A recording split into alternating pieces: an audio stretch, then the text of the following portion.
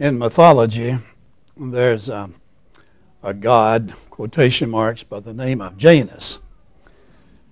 And it was the god of the doorway, in that he was supposedly had the ability to look backwards and to look forwards. And so in 46 BC, when the emperor chose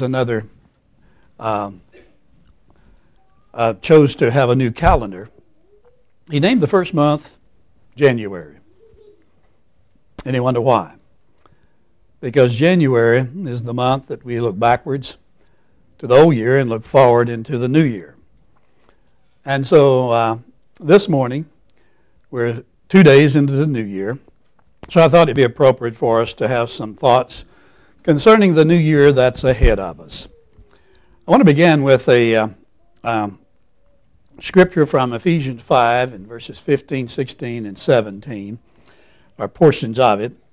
Seeing then did you walk circumspectly, that means looking around and seeing on all sides, not as fools but as wise, redeeming the time because the days are evil.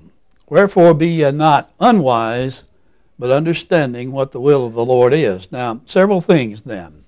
That verse suggests then we be having eyes alert, looking around us for all possible adversaries. To redeem the time, use our time very wisely, and to know, understand what the will of the Lord is. And here it is in a different version. Look carefully then how you walk, not as unwise, but as wise, making the best use of our time, because the days are evil, and therefore do not be foolish, but understand what the will of the Lord is. And so watch this phrase again, making the best use of our time. So I think it's a wise exhortation as we enter into this new year, that we be very careful that we use our time extremely wise, whatever time the Lord will allow us to have for this coming year. And so use that time wisely, because we don't know how long we'll be here. Psalm 39 verses 4 and 5. Lord, make me to know my end and what is the extent of my days. Let me know how transient I am. You talk about transient, people are move here and move on, no permanent place. He says, let us know how transient I am. Behold, thou hast made my days as handbreadths, and my lifetime is nothing in thy sight. Surely every man at his best is a mere breath. That's kind of a sobering thought, isn't it? Surely every man at his best is a mere breath of life. Psalm 90 emphasizes this same thing in verse 10. The years of our life are 70, or even by reason of strength, 80. That is, if we have good health and extenuation of life, maybe live 80 or so. And yet the span is toil and trouble, and they are soon gone, and they fly away. Talks about the brevity of life. Now, did you notice what happened? Isn't this just about the way life is? Here today and gone tomorrow. Just about that fast, isn't it? So the question is, how many more days do you have to live? And how are we going to use that time that we do have left? I came across this and tried to learn what I could about it. Couldn't learn too much about it. But in People's Magazine, a few years back, had an article named Dead Ahead. And it was a clock that you could buy for $99.95. And you'd program in information about yourself, and supposedly it would tell you about when you could expect to die. Now, obviously, it couldn't be correct. Well, I thought I'd learn a little more about it, so I went on the web to look up and see if I could find something on it. But instead of finding something on it, I found there are numerous sites that are called the death clock.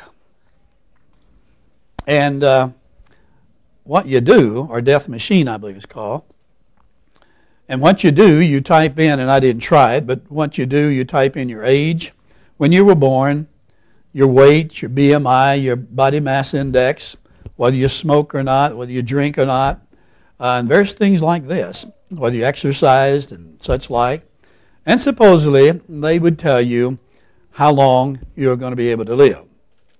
Now, of course, none of us believe that those things are accurate. It might give you a little indication, but it shows there's something in every one of us would like to know about how long we're going to live.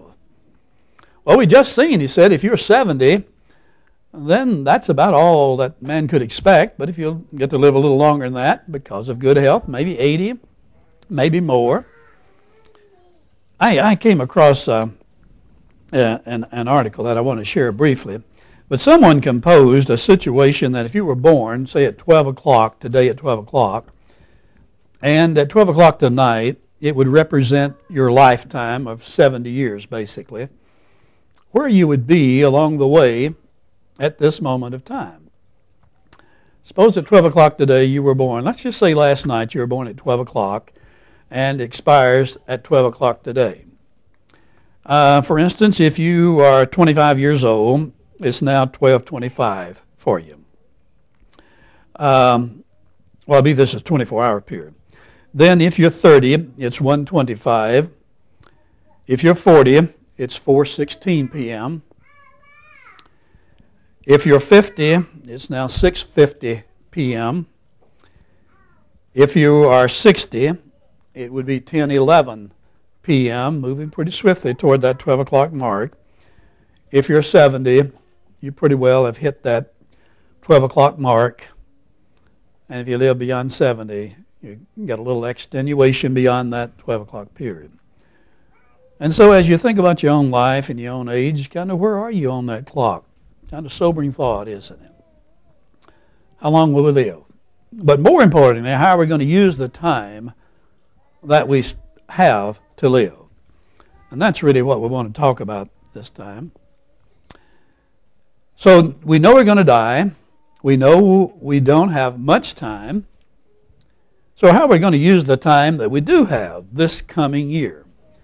I want to suggest we live it well. And I think this is the best way to do it. This verse emphasizes, this is the day which the Lord has made. We'll rejoice and be glad in it.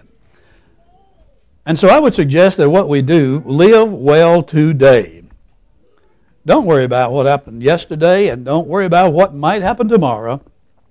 But in this short little 24-hour spot of one day, let's live it to the best and the greatest extent that God would be pleased with us. I think that's a great philosophy of life. A lot of people go through life. I wish it were Friday. I wish it were a holiday. I wish it were the weekend. Or somebody says, you know, I'll just, whenever I can get through high school and maybe college and get married, I'll just be so happy. And then that happens and you get married and you have children. One day you say, well, oh, if only I can get these kids raised, I'll be happy. And then one day we say, well, if I can just retire, I'd be so happy. And one day we retire and then we're thinking, you know, I got to die soon.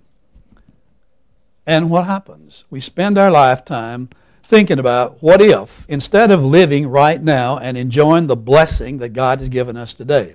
Came across this statement I thought was quite good.